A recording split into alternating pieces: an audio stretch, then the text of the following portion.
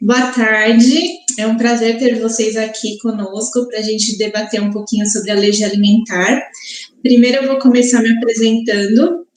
Eu sou a Glaucia Namini, eu sou nutricionista, eu trabalho com alergia alimentar há uns 15 anos, trabalho aqui no Instituto da Criança, do Hospital das Clínicas, com as unidades de alergia, imunologia e gastroenterologia, e em consultório também atendendo esses pacientes. Então, nós vamos discutir um pouquinho, eu e a Renata, sobre esse tema de alergia alimentar, e agora vamos passar para a Renata para ela se apresentar primeiro, para depois a gente começar.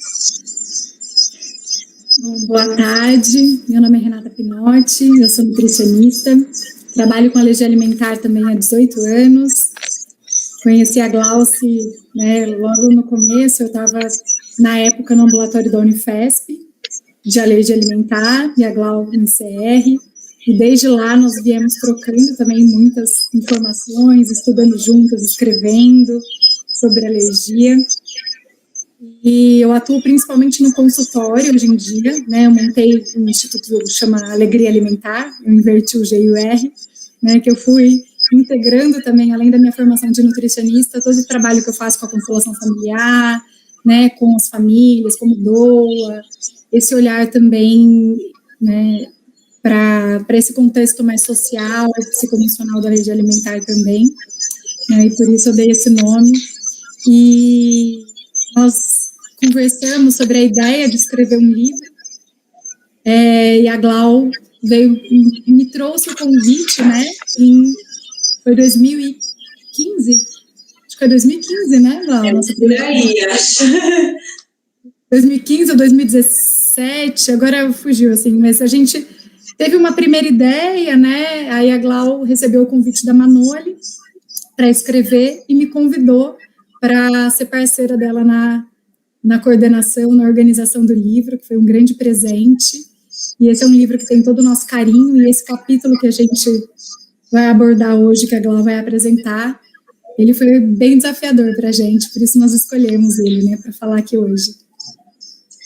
Bom, então vamos começar. Eu vou falar sobre o capítulo, que é o capítulo 24 do nosso livro, que chama Cuidados na Seleção e Manipulação de Alimentos, que é um capítulo central, porque nós queríamos discutir a ideia dos traços, quando restringir, quando liberar, todas as polêmicas e dúvidas que tantos profissionais de saúde têm, como os próprios pacientes trazem para a gente nas consultas. E esse capítulo foi bastante desafiador, mas ele foi muito enriquecedor para a gente, porque nós, trabalhando com alergia alimentar, todos que participaram do capítulo, trabalhando com alergia alimentar, nós conseguimos trocar ideias, ver o olhar de cada um e ver que cada um fazia algum detalhe diferente, cada um tinha uma opinião diferente. E nós vamos buscar na literatura tudo que seria possível para embasar, para chegar num denominador comum, num consenso que nós todos pudéssemos auxiliar tanto os profissionais de saúde, como os próprios pacientes, para conseguir direcionar melhor a orientação e ter um embasamento maior. E para isso, nós primeiro fizemos um questionário com os autores do livro, e enviamos esse questionário para eles responderem o que eles consideravam traços, quando que eles restringiam, quando que eles liberavam, o que eles tinham mais dúvidas, o que os pacientes perguntavam, para a gente conseguir trazer uma orientação bem prática. E a partir dessas respostas, nós fomos procurar na literatura o que tinha para embasar essas respostas. Então, nós achamos alguns artigos falando de exposição ambiental, como você removeu o alérgeno do ambiente, os tipos de vias de exposição. Então, se faz diferença, se é uma exposição pela pele, uma exposição pela via aérea, uma exposição inalatória, o próprio fato de ingerir o alimento, tem diferença ou não em relação ao risco de alergia, a tolerância a baixas doses do alérgeno, que existe um limiar desencadeante de reações, e qual que é esse limiar? Será que a gente consegue transportar alguma coisa para a prática clínica, de orientação para os pacientes? Então, nós achamos diversas referências, que não são muitas, né, são escassas, mas que conseguiam embasar algumas das nossas recomendações. E o que nós percebemos é que essa ideia de que tem que ser uma restrição total, como se fosse aquela ideia de um ambiente estéril do alérgeno, é um tanto quanto complicada para a gente passar essa ideia para os pacientes, e que hoje em dia o que a gente faz mais é falar sobre nível de risco de reações e você tentar atingir um equilíbrio entre fazer a dieta corretamente para você prevenir reações alérgicas, para você prevenir que o paciente tenha algum sintoma agudo ou um sintoma crônico pela exposição ao alérgeno, mas que você consiga equilibrar com qualidade de vida, para não sobrecarregar essa família com cuidados que muitas vezes podem ser desnecessários e vão causar um estresse, uma tensão, um medo para essa família que não necessariamente precisaria, né? Então, nós tentamos colocar, então, recomendações bem práticas, que a Renata vai falar para vocês agora, para a gente conseguir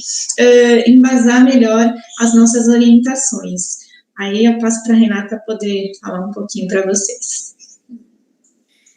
E foi bem interessante, né, na nossa descoberta, assim, com a resposta do questionário, que mesmo nós que estudamos as mesmas bases, né, a gente sempre conversa, porque praticamente todos os autores do livro, né,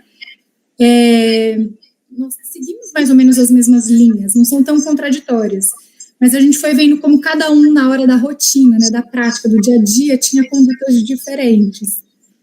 E o que nós percebemos, né? Algumas expressões que nós usávamos, elas também ajudavam a trazer essa confusão. Porque da onde surgiu a expressão contaminação cruzada?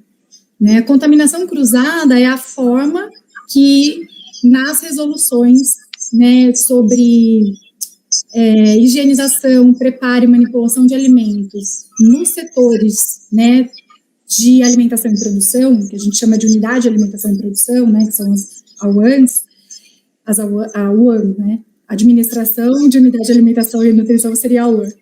Eles se baseiam nessas diretrizes que se referem a micro-organismo principalmente. Né? Então, a expressão contaminação cruzada, ela vem dessa transferência de contaminantes através dos alimentos. Bactérias, fungos, protozoários, parasitas, né? Então, toda a orientação é baseada nisso. Como nós não tínhamos uma normatização com relação à remoção de alérgeno, a gente usou a mesma expressão para orientar os setores que produziam alimentos, que preparam alimento, até a indústria de alimentos, para a gente ter algo em que se basear. Só que essa nomenclatura também gera confusão. Por quê? Quando a gente pensa em contaminação, a gente passa automaticamente a achar que todas aquelas medidas que estão na CDS 5 hoje, por exemplo, elas são adequadas para remoção de alérgeno, que não é. Por exemplo, esterilizar, desinfetar com álcool, com cloro, né? Usar vinagre. Então, uma série de estratégias que são para prevenção de contaminação de micro-organismos. Só que quando a gente fala de alérgeno, a gente está falando de um alimento, de uma proteína de um alimento, que não vai morrer com álcool.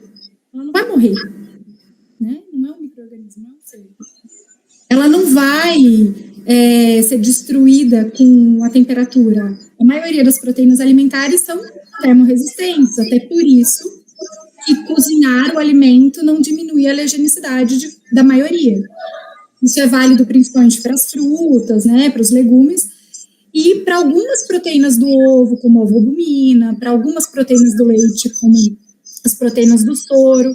Por isso que algumas crianças são tolerantes, né, aos bakeds, né, as formas assadas, mas não são todos. E qual é o nível de restrição para cada um?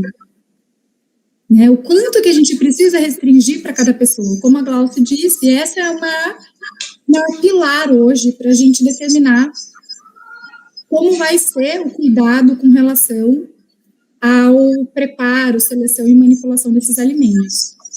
E um outro ponto que também trouxe, né, essas dúvidas e as diferenças de conduta é o trabalho, como o trabalho foi crescendo com a internet, né? Então, hoje a internet, ela nos ajuda muito em muitas coisas, a divulgar, a informação chegar de forma mais rápida, aí todo mundo ter acesso à informação. Só que também, cada um pode escrever o que quer, cada um pode falar o que quer, né? E como foi uma área que a gente não tinha referência, embasamento técnico, e quem ajudou muito nesse trabalho, né, de conscientização foram os grupos de mães. Então, por exemplo, quem conseguiu a resolução, né, de rotulagem de alérgeno foram as mães, né? Nós tentávamos por muito tempo e a gente batia na porta da Anvisa e não conseguia, porque dependia do Mercosul, mas a mobilização da população civil teve força o suficiente para a gente conseguir conscientizar a Anvisa, consequentemente, né, toda a indústria de alimentos a aderir à rotulagem de alérgenos.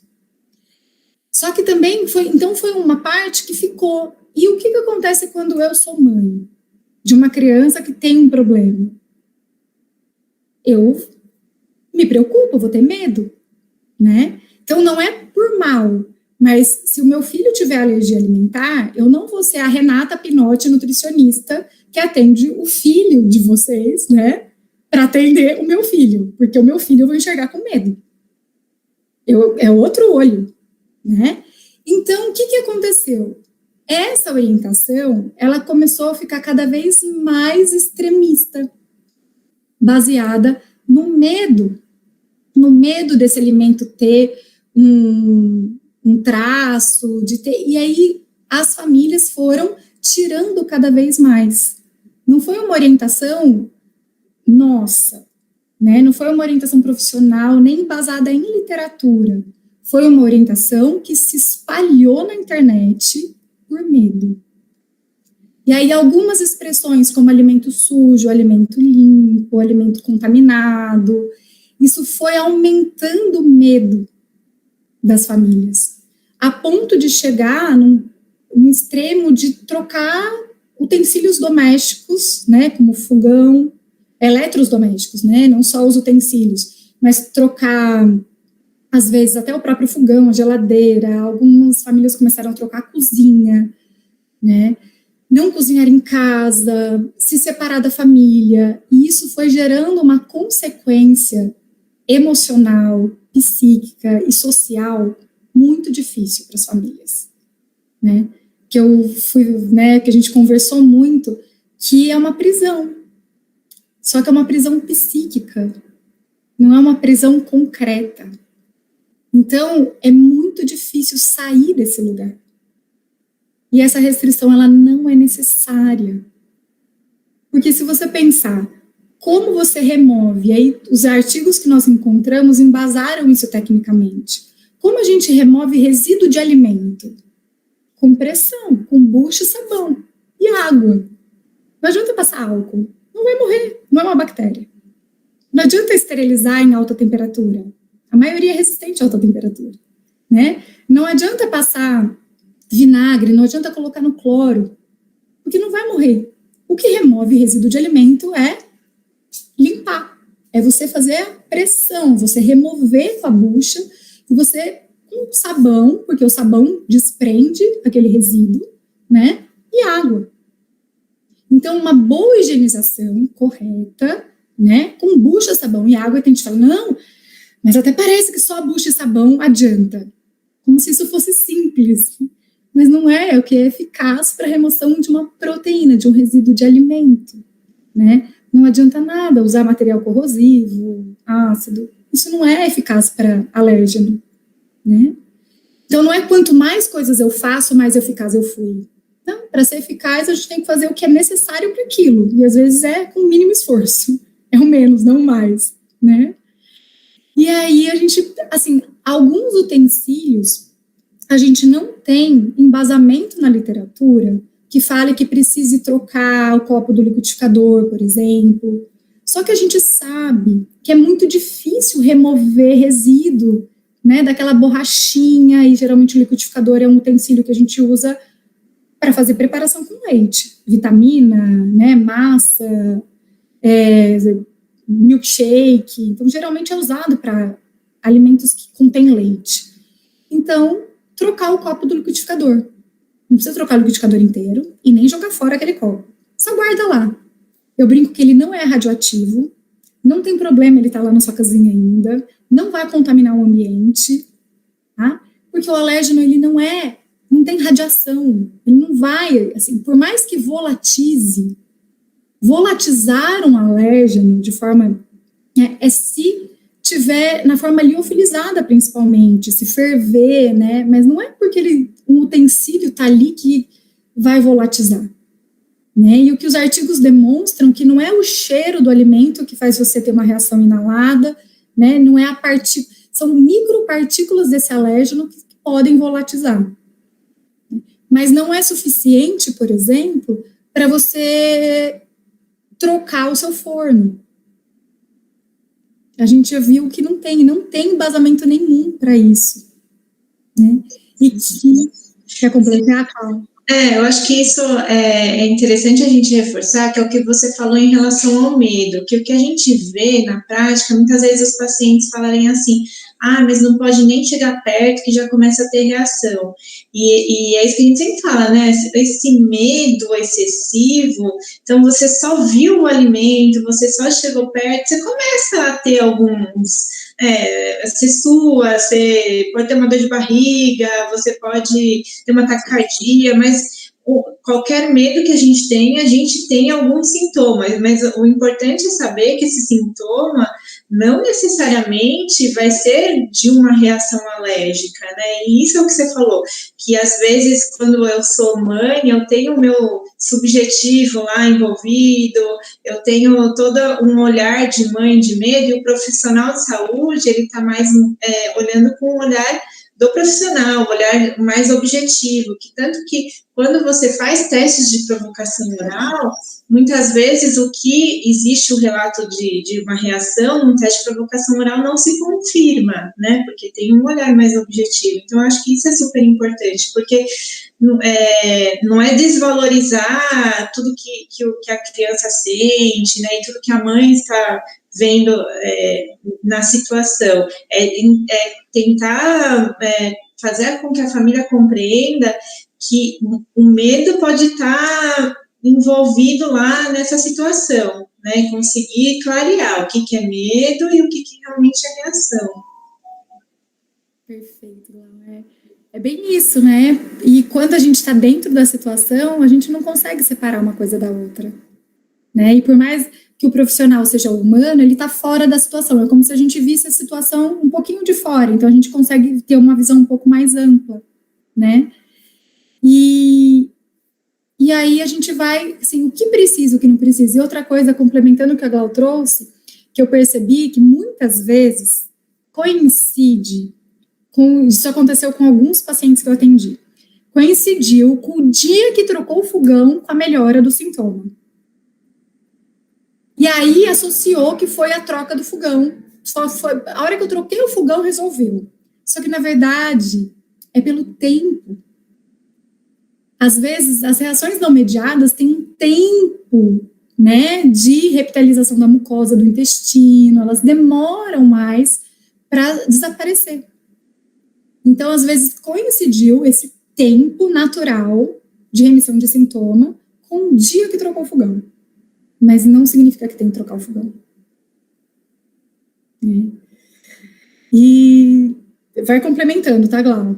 E assim, então, indo pelos tópicos, assim, então não precisa retirar todos esses utensílios. Então, a gente fala só, se for pensar em utensílio, né, o copo do liquidificador, se tem algum utensílio poroso de plástico, mas isso a gente também não tem referência na bibliografia, na literatura, né, algo que a gente respeita, assim, né, se for algo, mas a gente não encontrou. Eu me baseava nisso para falar disso pela CVS 6, mas na CVS 5 já não traz mais isso, nem com relação à contaminação cruzada.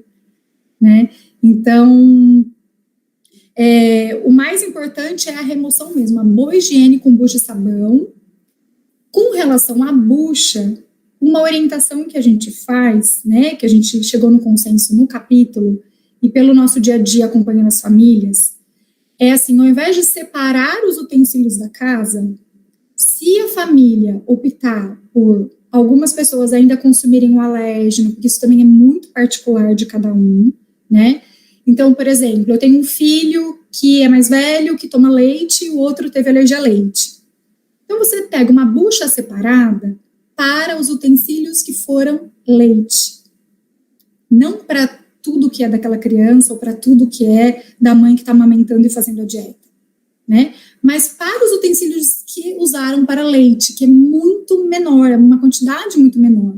Então, deixa uma bucha separada só para esse utensílio, o resto lava tudo junto, né? Que isso facilita bastante. Eu acho que isso, a esponja é uma coisa que as famílias valorizam muito, né? Você virou uma orientação, assim, muito valorizada.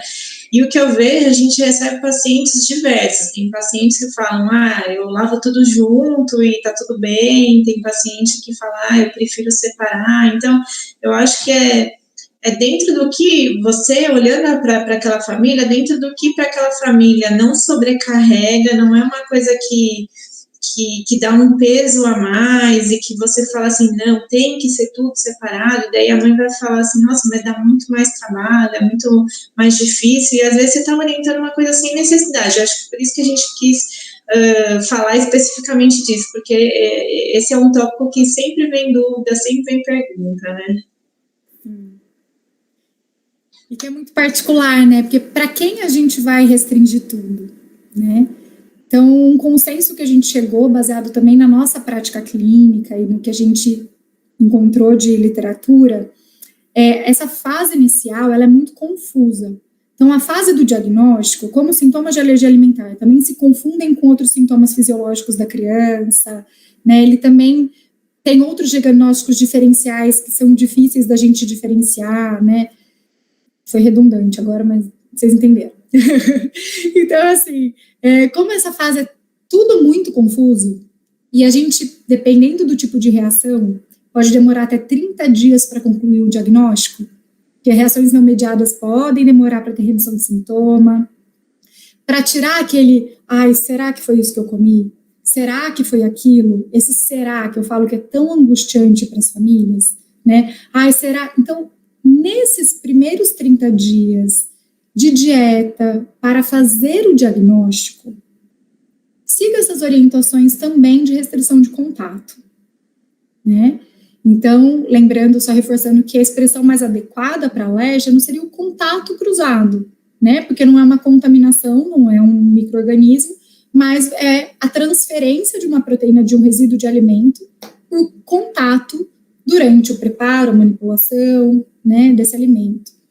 Então, a gente segue essas orientações mais detalhadas e assim que concluir o diagnóstico, a gente vai verificar, a gente começa a liberar algumas restrições de contato para poder flexibilizar mais a vida social da criança, lógico, junto com o médico que acompanha a criança, né, para ver se realmente a criança não reage, para a gente começar a ir liberando, né, para não ficar uma vida tão restrita.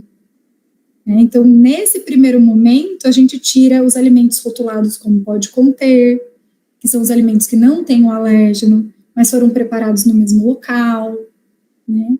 E eu vou falar um pouquinho do pode conter, aí você vai complementando, Glau, com os outros tópicos, tá? O pode conter, assim, a gente está hoje passando por um outro ponto delicado, que por uma proteção jurídica, as empresas estão rotulando, né, de forma excessiva. Então, por exemplo, com relação à soja, que eu sinto que é o maior problema que nós temos hoje, né?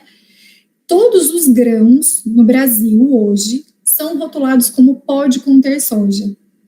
Milho, trigo, aveia, feijão, lentilha, grão de bico, todos os grãos, arroz. Por quê? Porque a gente faz rodízio de solo no plantio. Não tem cabimento você ter uma área só para um cereal, para um grão, sendo que eles são, né, são cíclicos, né? Então a gente tem a safra do milho, tem a safra do arroz, né? Então você não tem como deixar um território tão grande só para um alimento exclusivo. Só que isso não é suficiente para ter transferência do alérgeno a ponto de causar uma reação. Principalmente até considerando a soja, que o FDA nem rotula o óleo de soja altamente refinado, né? Porque o óleo de soja que veio da soja, da extração da soja, é tolerado por praticamente 100% das crianças alérgicas à soja. Né? Por que nós vamos retirar um alimento só porque ele foi plantado no mesmo local? Né? Então, não precisa retirar. Só que as empresas estão rotulando por um excesso de zelo, por uma preocupação, por uma proteção jurídica mesmo, né? Isso é algo bem complicado, a rotulagem, né? Porque o que a gente vê das pesquisas é que ainda precisa ter muito embasamento científico até para as próprias empresas para dizer, então, o que a partir de quanto que as empresas têm de rotular ou pode conter. Só existe uma orientação geral de que se houver um risco do contato cruzado, a empresa vai colocar essa informação, mas não tem uma recomendação, faça uma análise no seu produto, se tiver uma quantidade X, isso indica um risco para as crianças alérgicas. Então, hoje em dia, a gente tem um dilema aí, não é do Brasil, é mundial, do problema da rotulagem dos produtos industrializados, que esse pode conter nos produtos industrializados não reflete o real risco para a população de alérgicos. Então, a prática clínica se tornou difícil por causa dessas questões aí da rotulagem. Então, a gente tem um dilema grande que eu acho que nos próximos anos, com o avanço dos estudos em relação a limiar de dose desencadeante de sintomas,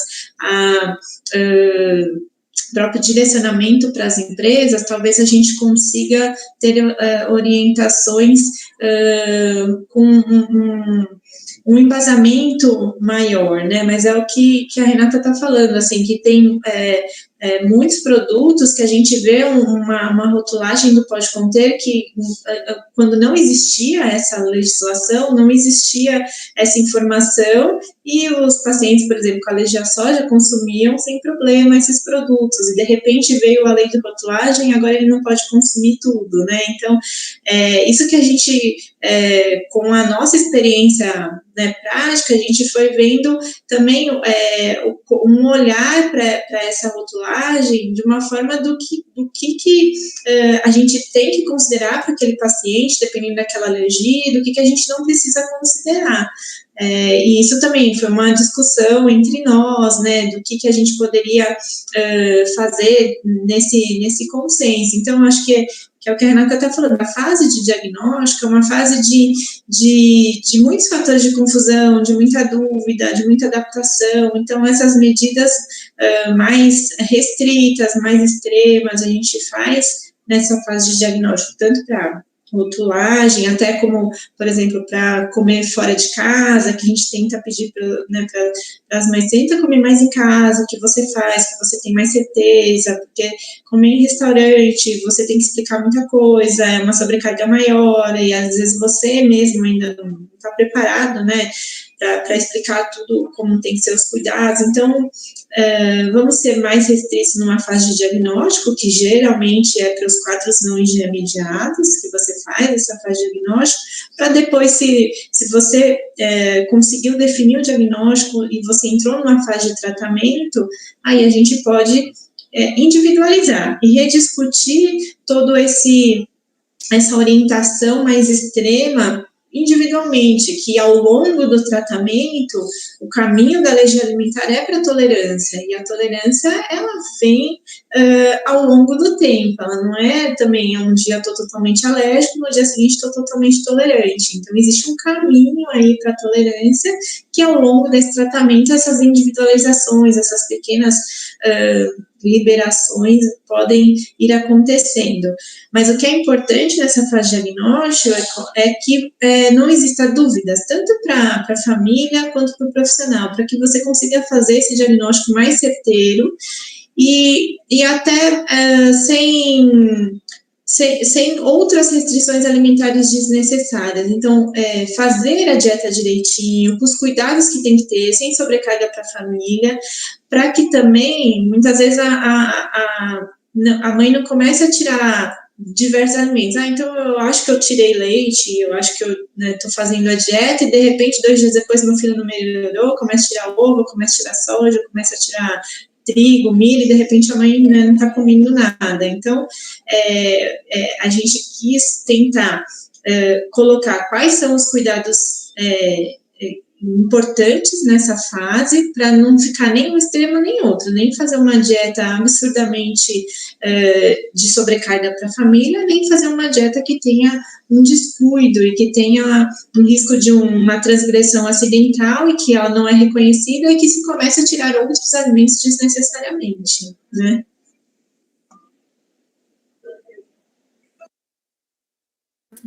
Exato, porque muitas vezes a gente vê isso, né, Glau? Uma confusão entre o que é alergia múltipla, só que na verdade era só a continuidade da ingestão de forma acidental ou só também um tempo natural de remissão de sintoma, por isso que a criança não melhorou ainda, e não alergia a múltiplos alimentos. Né? Então, esse cuidado do início é justamente para não aumentar esse fator de confusão também. E como a Glau trouxe do restaurante, eu trago essa reflexão para as famílias também, né? Quando eu vou atender, eu falo, não é por mal, não é que você vai ter que só comer na sua casa, é só esse comecinho, né? Porque imagina, você sabia o que era alergia a leite até ontem? Você sabia tudo que tinha leite, que caseína é leite, caseinato é leite, que whey protein é leite, né? Que alimento gratinado vai queijo ralado, que é leite. Você sabia de tudo isso? As pessoas falam, não, né? Geralmente falam, então, se nem vocês sabiam, como a gente pode esperar que o garçom que vai te atender vai saber? Né? Que o cozinheiro, que o chefe de cozinha vai saber. Então, às vezes, a gente se sente não acolhido, a gente sente que a pessoa não teve empatia, mas não é que a pessoa não é empática, ela não sabe. Né? Uma coisa é falar, tipo, esse alimento tem leite? Não, ele não tem leite, mas às vezes foi margarina, tipo o arroz que fica ali exposto no richô, né? Geralmente eles vão colocando margarina para ele não ficar muito seco. Ninguém fez isso por mal, mas às vezes o garçom nem sabe que eles colocam margarina. Né? Então, é um nível de conhecimento que a gente exige de outras pessoas que nem a gente tem ainda às vezes, para saber fazer a pergunta de uma forma muito específica. Então, esse começo, comer mais em casa, evitar comer fora, também é para a família primeiro aceitar a alergia, concordar que vai ser assim agora por um tempo, né? Saber fazer as perguntas, porque nessa fase está todo mundo tão frágil, né? Ainda está na negação, ainda não queria estar passando por isso, e aí qualquer coisa vai te deixar mais triste, mais estressado, né? Vai sentir que ninguém te acolhe, sendo que, na verdade, não é bem isso. Né? Então, fazer as refeições em casa nesse primeiro momento também ajuda a família a dar uma acalmada, uma ambientalizada com a situação, né? Para poder distinguir, né? Que como eu pergunto se esse alimento não tem leite? O como fazer a pergunta também é importante para ter uma resposta mais correta, né? E aí a gente vai ajustando e é um primeiro momento, depois vai flexibilizar, como a Glau disse, é uma tolerância que vai se desenvolvendo aos poucos, então a gente vai liberando, essa dieta não vai ser assim por 2 anos, né? Então, quando a gente vai liberando aos poucos algumas coisas pela tolerância da própria criança, né?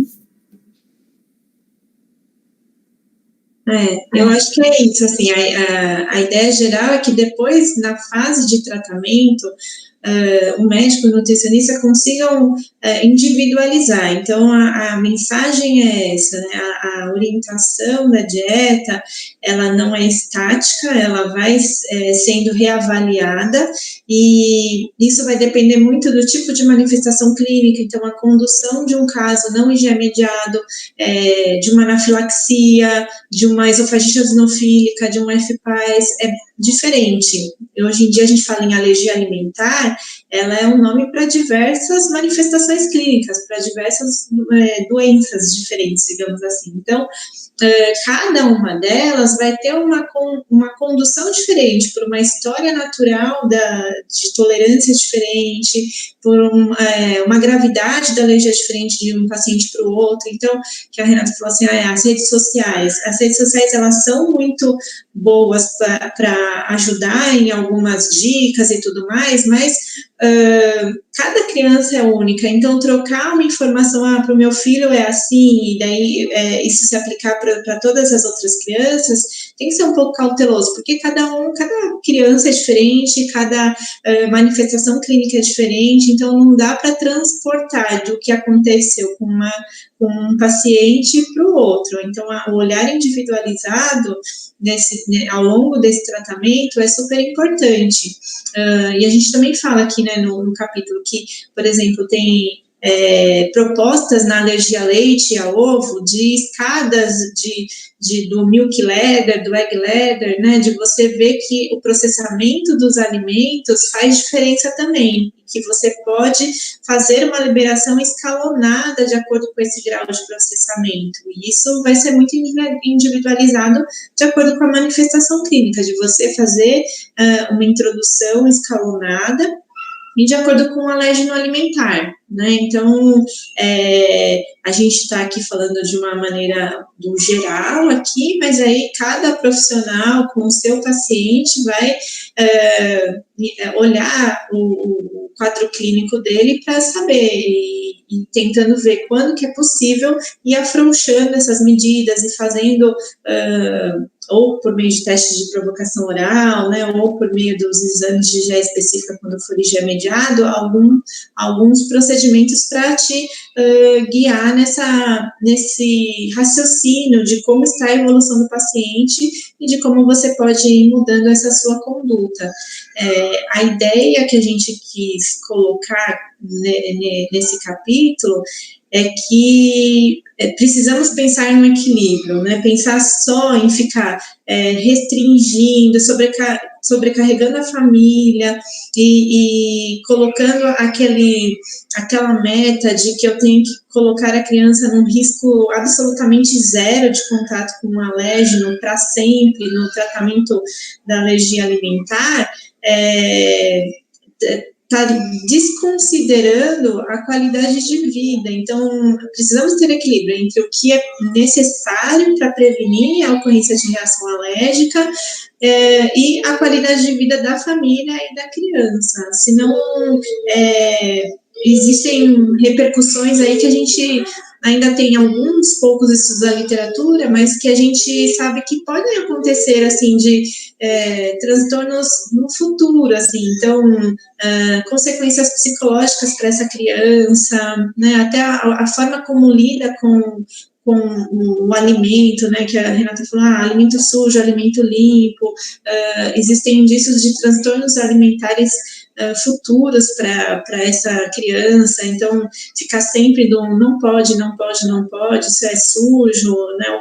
Como que essa criança cresce nessa relação com a alimentação, que essa também é uma grande preocupação. Então, é uma preocupação da gente tentar fazer com que a família se adapte à dieta da melhor maneira possível e sem grandes sobrecargas, né, Renata?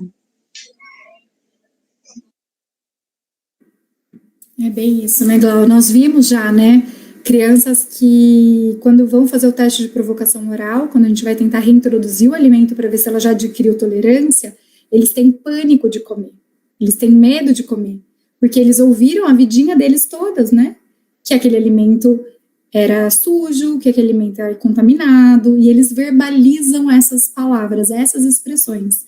Não, eu não vou comer, leite é sujo, isso é contaminado, né? Então, muitas vezes, por precaução, como a gente vem de uma cultura de medo. Então, a gente acredita que você protege colocando medo. Só que o medo é uma prisão. E depois transcender isso é muito difícil, né? Então, a criança que cresce aprendendo que ela não pode, pelo medo, porque eu acho que não, deixa eu fazer assim, porque aí não tem risco nenhum. Só que a gente não sabe voltar depois disso. Né?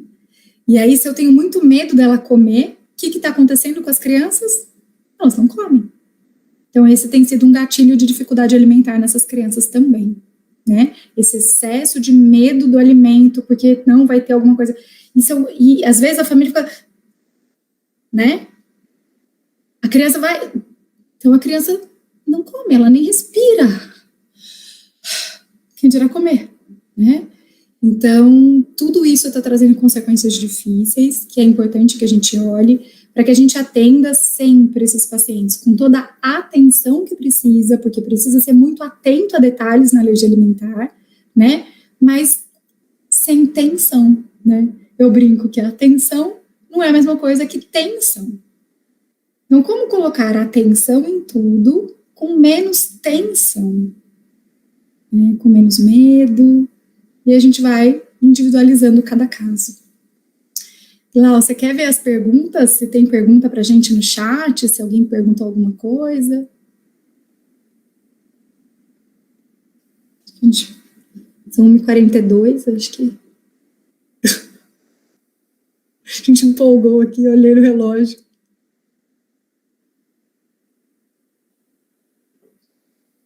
Seu som está desligado. Vou te perguntar em relação, depois eu também posso comentar um pouquinho, assim, essa coisa do preparo da mamadeira, de lactário, como que você vê isso? Os hospitais hoje em dia têm muita preocupação, né, de preparar mamadeiras com fórmulas com a base de leite, essência hidrolisada, aminoácido no mesmo ambiente, como que você vê isso? Esse é um dos pontos mais difíceis e, ao mesmo tempo, foram um dos pontos mais libertadores para escrevermos o capítulo, inclusive, né? Quando a gente começou a lembrar do nosso histórico, né, de 18, 15 anos trabalhando com alergia alimentar, né, e o que realmente acontecia de fato de reação. Eu também tenho uma experiência de trabalhar alguns anos em hospital, a Glau ainda trabalha no hospital, então eu tentei por muito tempo minimizar esses locais, colocar em um local separado. Só que como você faz o retorno das mamadeiras? Então eu colocava mamadeira de cor diferente. Essa era de extensamente hidrolisado, essa cor é de aminoácido, mas a cor é da tampinha. E o frasco de baixo? A hora que a gente via, tipo, como que era o recolhimento dessas mamadeiras? Às vezes, né, na UTI neonatal, nas UTIs, ou até, né, no alojamento conjunto, às vezes vinha todas as mamadeiras juntas. Às vezes abria a mamadeira e da copa vinha tudo junto. Aí você falava, e agora?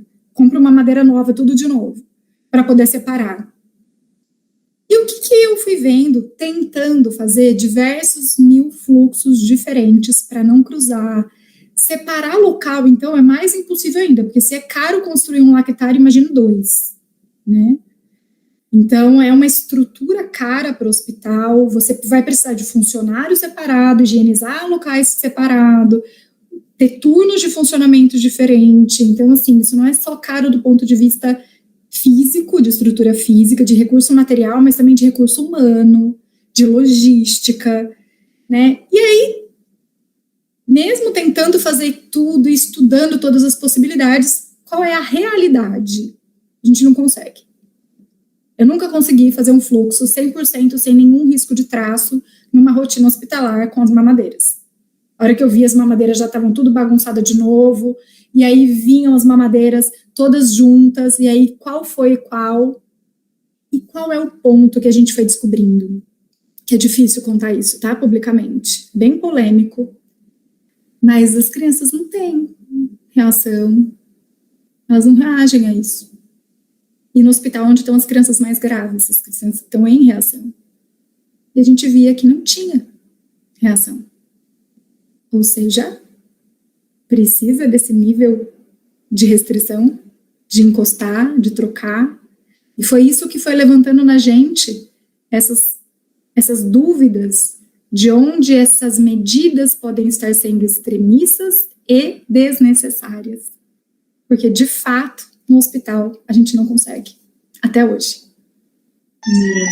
E foi uma coisa que a gente discutiu muito, tanto que a gente resolveu fazer também um capítulo no livro sobre o paciente internado, porque um processo de internação, com certeza, é um processo de risco, que o hospital não tem um preparo para receber uma criança com alergia alimentar, então tem que ter todo um cuidado, desde da internação, de informar que a criança tem alergia, de uma prescrição médica adequada, de uma pressão dietética adequada, de um preparo da cozinha, e esse preparo de uma dieta de um paciente internado envolve muitos funcionários, muitas etapas, e é um processo que tem que ter um controle para você evitar um erro e que esse erro chegue ao paciente, né? E o processo de produção do lactário, ele existe também esse preparo para conseguir fazer com que as fórmulas sejam adequadamente preparadas para chegar para a criança com alergia de uma maneira segura. Mas como a Renata falou, a gente tem diferentes realidades de hospital, e aqui vem da nossa realidade no Instituto da Criança, de questionamentos que vieram, precisa ter um lactário separado só para produzir as fórmulas para criança com alergia, precisa separar as mamadeiras, e a gente foi vendo na nossa realidade que a gente não conseguiria fazer isso, e também questionar a necessidade de se fazer isso, vendo que em todo esse tempo que nós estamos aqui, que tem as nutricionistas mais antigas que eu aqui, nunca veio uma ocorrência de uma reação, porque se usou uma mamadeira que já havia sido usada alguma vez para preparar uma fórmula à base de proteína do leite de vaca. Então, não tinha esses relatos de ocorrências de reações por ter tudo produzido em um lactário único, e que nós discutimos muito aqui a necessidade de se fazer toda essa sobrecarga para funcionários e tudo mais, de uma coisa que estava funcionando, né? Então, isso foi muito discutido, e numa época que, né, eu falei com a Renata também, que era até assim, um pouco antes do livro, que a gente falou, nossa, mas está vindo tanta informação, tanta orientação mais extrema, e será que é tudo isso? Será que precisa de tudo isso? E nós fomos discutindo e vendo a nossa prática. Eu acho que isso que foi enriquecedor, assim, que conforme a gente foi discutindo e vendo os embasamentos de literatura, que ainda é muito escassa, né, a gente foi vendo a importância da nossa orientação prática, a importância do nosso olhar para o que está acontecendo com os pacientes, para conseguir colocar um posicionamento nosso, né, de experiência mesmo, porque já que a gente tem uma literatura de embasamento, mas que ainda precisa evoluir mais, que ainda não traz todas essas respostas para os detalhes da prática clínica, nós fomos lá buscar os nossos consensos e as nossas discussões. Eu acho que isso que foi bastante enriquecedor, né,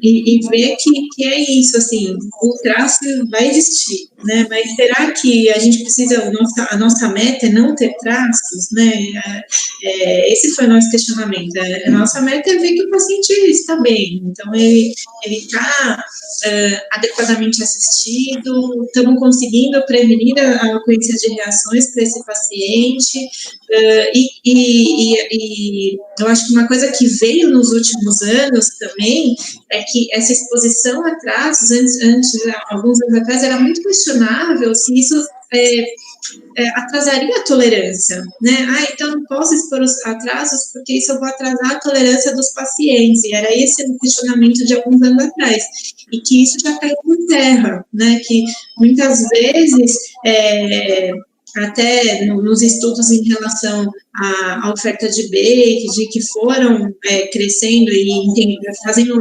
melhorar o nosso entendimento da alergia alimentar, mostraram para a gente que não, na verdade, um contato com uma proteína alergênica que é tolerada para aquele paciente, naquele limiar daquele paciente, pode ser benéfico até, não necessariamente vai atrapalhar, não vai atrapalhar a tolerância, muitas vezes a gente não tem certeza ainda, mas muitas vezes pode acelerar e pode ajudar nesse processo de tolerância. Mas o que eu acho que é mais importante é isso, assim, a gente vê qual que é a dose que o paciente tolera e que isso pode virar e que isso vai melhorar a qualidade de vida daquele paciente. Ou quais são os cuidados, por exemplo, que tem que no hospital, no lactário, que eu possa prevenir a ocorrência de reações, mas que está dentro de um fluxo que o meu hospital é capaz também de fazer, pelo meu número de funcionários, pelo meu espaço físico, pela minha capacidade de controle, né? A gente sabe que tem alguns hospitais que fazem tudo separado, mas que o número de produção de mamadeiras é mínimo, é muito pequeno, é muito diferente de um hospital aqui, né, de pediatria, centros de referência, que a gente tem muitos leitos, né? Então, eu acho que, de novo, a individualização, cada local com a sua realidade vai ver o que é possível ser feito, mas que não tem que ficar que para atender o paciente com alergia alimentar e para a produção da mamadeira, ela tem que ser num ambiente separado, com um fluxo completamente separado, né? Ou então, que a gente via muitas vezes em discussões com nutricionistas, né, de hospitais, que o paciente estava preparando tudo no quarto, que isso também não é adequado, né? Então, mostrar que isso também não é necessário, né? O paciente fazer tudo no quarto, porque isso é um risco microbiológico, daí a gente aumenta o risco microbiológico desnecessariamente, né? É bem isso, né, Glau? E ouvindo você falar, lembrei de ressaltar também que isso não significa que a mamadeira não está higienizada, né? Então, assim, com todos os cuidados de uma higiene bem precisa, dentro de todas as normas de vigilância, da vigilância sanitária, para a higienização e esterilização dessas mamadeiras, né? Então, o ponto é que ninguém vai usar uma mamadeira que foi usada para leite de vaca para usar uma fórmula base de proteína essencialmente hidrolisada ou aminoácido. É depois de muito bem higienizada, cada uma, né, com os processos todos adequados. E uma das coisas que também nos ajudou nessa investigação e chegar nessas respostas, assim, né, respostas hoje, né, pode ser que tenham mais informações para vir depois, né, é que a grande maioria das crianças toleram fórmulas extensamente hidrolisadas. O que é uma fórmula à base de proteína extensamente hidrolisada? Ela é uma fórmula à base de proteína do leite, do soro do leite ou da caseína, né? Mas ela foi extraída do próprio leite. Lógico, a partir de uma hidrólise extensa, onde a quantidade de epítopos alergênicos ela é muito reduzida, né? Então, a gente praticamente não tem, né, aquela sequência de aminoácidos ligados entre si, que nós chamamos de epítopos, que é a parte onde o sistema imunológico reconhece como uma proteína estranha, né, porque ela foi extensamente hidrolisada. Só que se a criança consegue tolerar resíduos do próprio leite nessa fórmula, e essas fórmulas são toleradas por mais de 90% das crianças, isso significa que ínfimas quantidades de contato, transferidas por contato, podem ser muito mais toleradas ainda, né, muito melhor toleradas ainda. E só ressalto que, assim, essa informação não é para você achar que a essencialmente hidrolisada pode ser perigosa, tá? Não use essa informação para achar que tem que ser aminoácido, por favor. É só para a gente falar que a maioria tolera, porque a gente nunca sabe, né, como que a informação vai chegar e as pessoas vão usar a informação. Mas, assim, é só para ver como o grau de tolerância pode até ser um pouco maior do que a gente teme, né, para ver, para a gente não, porque o excesso pode ser mais prejudicial hoje em dia, pelo que a gente tem visto. Sim, exatamente, muito bem lembrado, que isso foi um dos embasamentos que a gente usou para justificar também, né? Bom, a gente já está quase no final aqui, vamos só deixar uma mensagem final, né? Eu acho que foi muito boa a nossa discussão, sempre bom a gente conversar. Nós queríamos só deixar essa mensagem do equilíbrio, eu acho, né? Que a gente não pode pender para o excesso de zelo e sobrecarregar essa família e sobrecarregar a rotina e tentar dar um embasamento maior, baseado num consenso, na nossa experiência clínica, para os profissionais que estão começando a trabalhar com alergia alimentar, porque eu acho que hoje em dia as informações estão muito confusas e verdades aí começaram a aparecer aí de enrolar de rede social e que daí acabou sendo muito difícil para os profissionais que estão começando a discernir, né, o que realmente eu preciso orientar para o meu paciente, o que é excesso, o que é exagero. Então, acho que essa a mensagem que eu gostaria de deixar. Obrigada, Renata, por essa conversa, adorei. Acho que o livro trouxe para a gente essa união dos profissionais e essas reflexões que fizeram a gente crescer muito. Isso eu acho que eu sinto falta, né, a nossa conexão aí, que durante todo esse processo do livro foi muito boa. Muito, Glau, te agradeço muito por isso também, e por essa conversa de hoje, que foi muito rica.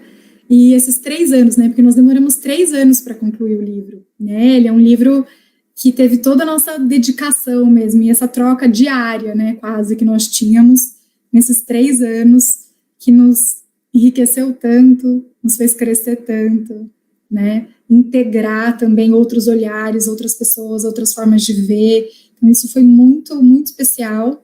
E é isso que a gente colocou também aqui para vocês, tá? Tá tudo aqui no livro. E agradeço muito, e como a Glau disse, acho que essa é realmente a nossa essência, e ela é unânime entre a gente, que é o equilíbrio, né? Que cada criança é uma, que cada caso é um, né? Como a Glau também disse, e eu endosso aqui, a alergia alimentar, ela não é a doença, né? Ela é a causa de muitas doenças. Então, uma coisa é a esofagite eosinofílica, outra coisa é FPAS, anafilaxia, dermatite atópica. Então, e dentro ainda da particularidade de cada doença, de cada manifestação clínica causada pela alergia alimentar, a gente tem uma criança e uma família, né? Então, qual é o contexto daquela criança dentro da família dela, onde ela mora, na região que ela mora, com a cultura que ela tem, né? Então, é individualizar cada vez mais cada caso, né? E não generalizar as condutas para a gente trazer esse equilíbrio da melhor forma para todos. Obrigada a todos pela participação. Obrigada, Glau. Obrigada, Manoli. Obrigada, Manoli também. Obrigada, Renata. E nós encerramos esse webinar, vai ficar gravado aí no Manoli Educação. Quem quiser assistir depois pode assistir. Obrigada, boa tarde.